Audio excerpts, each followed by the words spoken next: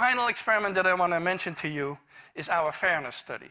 And so this became a very famous study, and there's now many more, because after we did this about 10 years ago, it became very well known.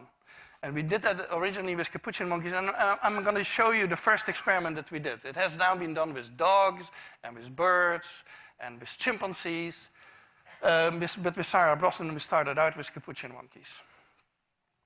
So what we did is we put two capuchin monkeys side by side. Again, these animals, they live in a group. They know each other. We take them out of the group, put them in a test chamber. And there's a very simple task that they need to do. And if you give both of them cucumber for the task, the two monkeys side by side, they're perfectly willing to do this 25 times in a row. So cucumber, even though it's really only water in my opinion, but cucumber is perfectly fine for them. Now, if you give the partner grapes, the food preferences of my capuchin monkeys correspond exactly with the prices in the supermarket.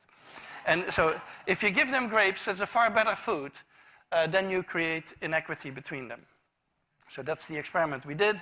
Recently, we videotaped it with new monkeys who had never done the task, thinking that maybe they would have a stronger reaction, and that turned out to be right. The one on the left is the monkey who gets cucumber. The one on the right is the one who gets grapes. The one who gets cucumber, note that the first piece of cucumber is perfectly fine. The first piece she eats. Then she sees the other one getting grape, and you will see what happens. So she gives a rock to us, that's the task. And we give her a piece of cucumber, and she eats it. The other one needs to give a rock to us. And that's what she does. And she gets a grape. And she eats it. The other one sees that. She gives a rock to us now, gets again cucumber.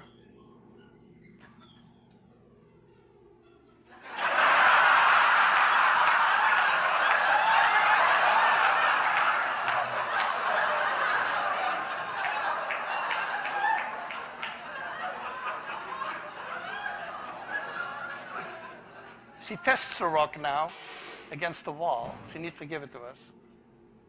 And she gets cucumber again.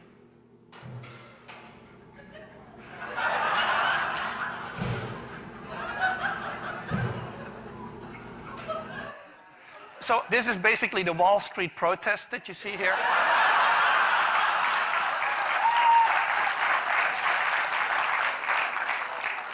Let me tell you, I still have 2 minutes left. Let me tell you a funny story about this.